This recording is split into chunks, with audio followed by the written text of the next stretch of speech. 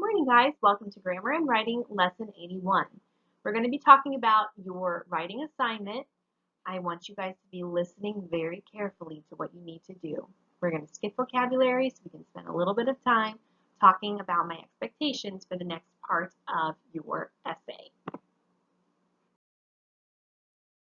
Okay, so all of you have this page, page 64. You should have that in the writing section of your binder. It says at the top, descriptive essay evaluation form. There it says topic. So I want you, where it says topic, to come up with a good title, a good título for your ensayo. What should it be called? Make it creative. Don't just make it My Dad or something like that. Or if you're talking about Leo Messi, don't make it Leo Messi, okay? Come up with a good, interesting title that is going to give me a clue as to who you are talking about in your essay. Now you're going to take the essay that you've written me and you're going to go through it very carefully. Don't change anything yet. You can mark things. That's perfectly fine, okay? In fact, you should be marking things.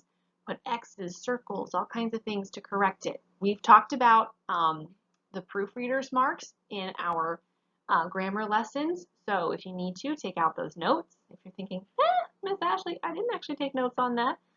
No te engañe.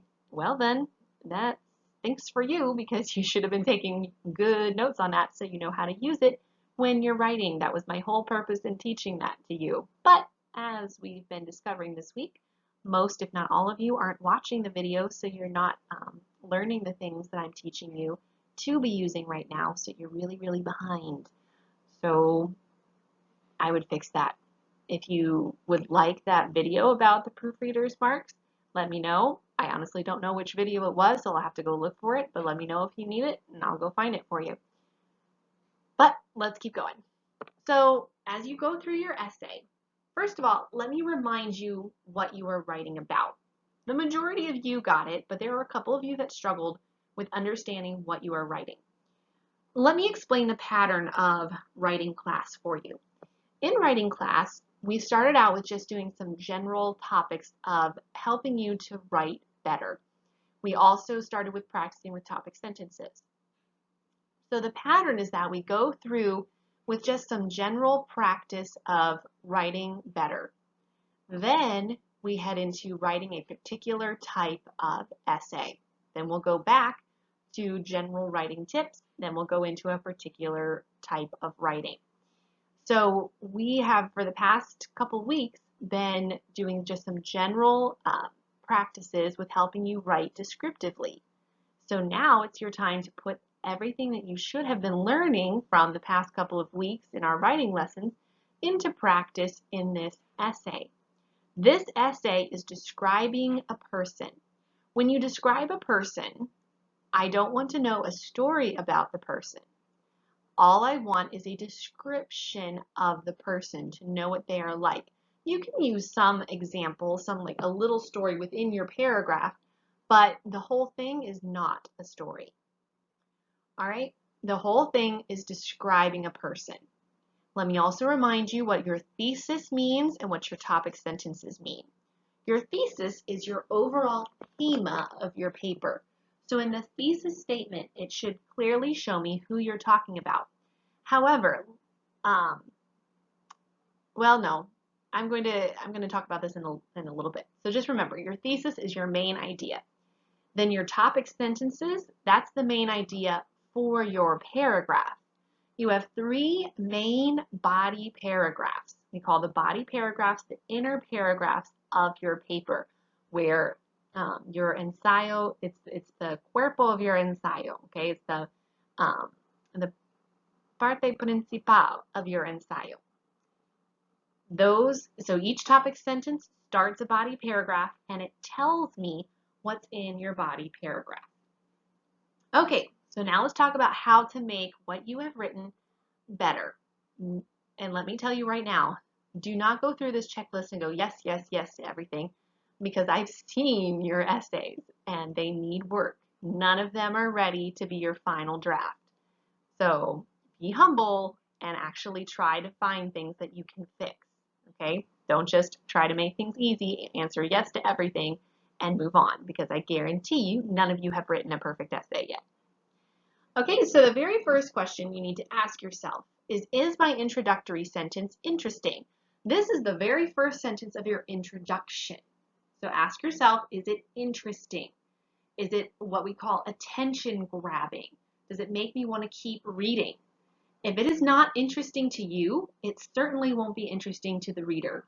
So if your very first sentence is, I am going to talk about Leo Messi, I'm sorry, that's not interesting. In fact, it's extremely boring. Come up with something that's more interesting. So go back and make sure that your introductory sentence, the very first sentence that you say, is something that's going to get my attention. Some of you do have interesting first sentences, but the majority of you don't. All right, let's look at number 2.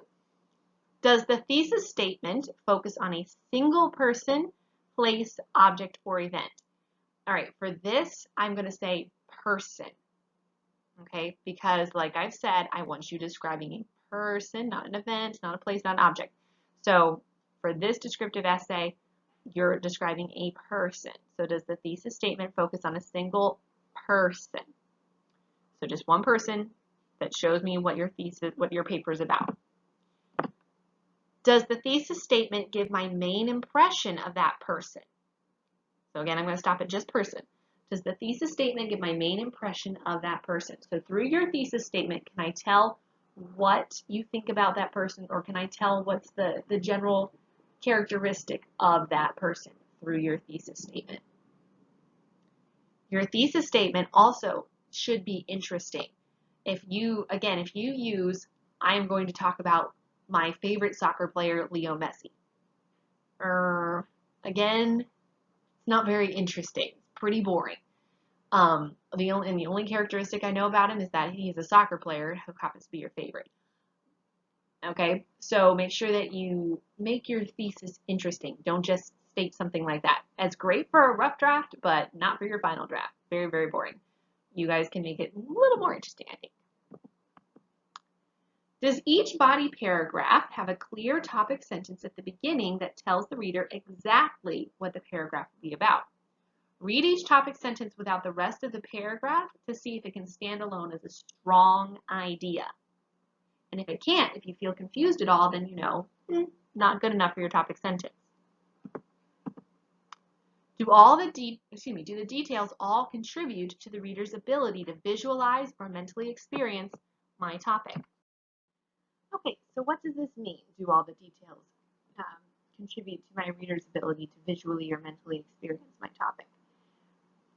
It means every sentence that you've included, does it really help the reader to be able to see and understand the person that you're talking about? If you've included a sentence that doesn't help me to know what this person is like, that doesn't truly describe the person, then it's not a good sentence. It's something that's too extra, that doesn't need to be included. So make sure that all the details actually are a descriptive detail. If not, it's a sentence that needs to be thrown out. And if that puts you under 6 sentences in your paragraph, then that means you need to add a new sentence, which is fine, okay? Writing is work. Schoolwork is work. So it means you're going to have to work a little.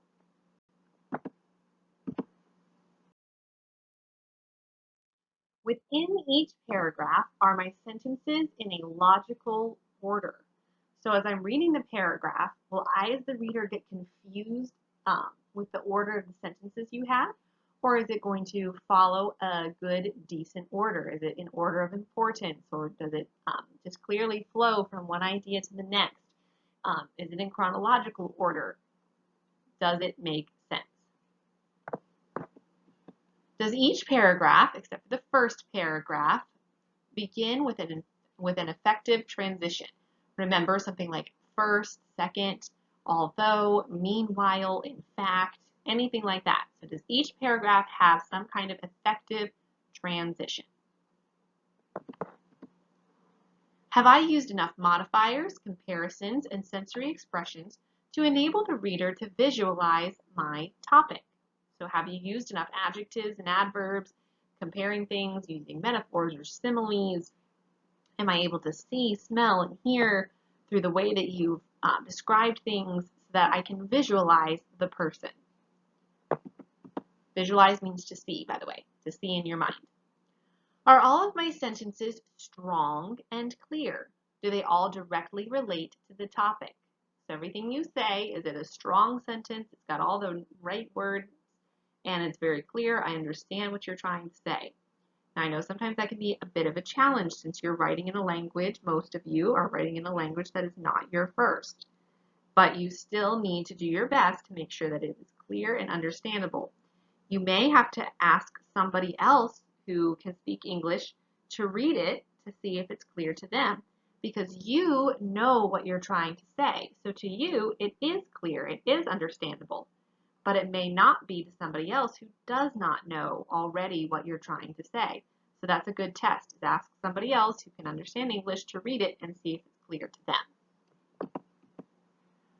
Do my body paragraphs appear in the best possible order? Is their order logical and effective? So if you put as your first paragraph the best thing that to be first, or should it really actually be second or third? If you want it to be, a logical order, is it in order of importance, or how have you ordered it? Is it something that's very clearly logical? It's easy to see why you ordered it that way. And is it the most effective? Does it get your point across the best way? Is each sentence structured as well as it could be? So your grammar and everything like that. Read each sentence in each paragraph as if it were the only sentence on the page. This helps you catch fragments and run-on sentences and evaluate the overall strength or weakness of each sentence.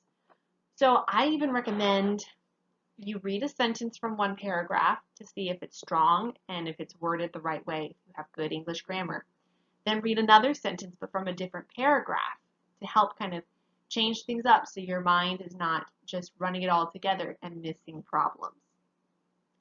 Don't forget to correct problems that you find. Right now, you can just mark the problems, but you're going to be rewriting this paper correcting all problems. And don't just look for fragments and run-ons, also look for missing punctuation, missing capital letters, or capital letters that should actually be lower, things like that. And finally, does my concluding paragraph sum up my main impression of my topic? So is your conclusion a good resumen? So remember, this paper, this ensayo, is 5 párrafos. You have your introduction at the very, very beginning, your 3 body paragraphs, which are your 3 topics, and then your conclusion.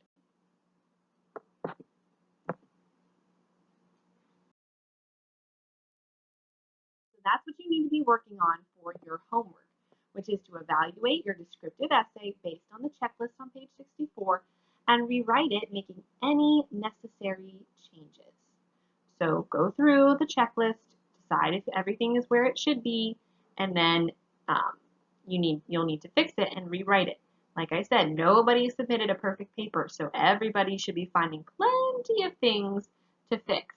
It's going to take you some time to evaluate it and to rewrite it. All right, I understand that. So you might need to set it aside for a little bit. You should have been setting it aside all weekend. I'm sure you didn't go through and read your paper several times. So you should be ready to go, but you might have to do it in a couple of, sittings. You might have to go through some of it right now, then put it aside for a little bit so your eyes are fresh and ready to look for problems. Go to the next paragraph or whatever it is. Make sure that you go through slowly and carefully. Be honest with yourself so that you can come up with a paragraph that is as good as it can be. Remember to send it to me by 11 p.m. today.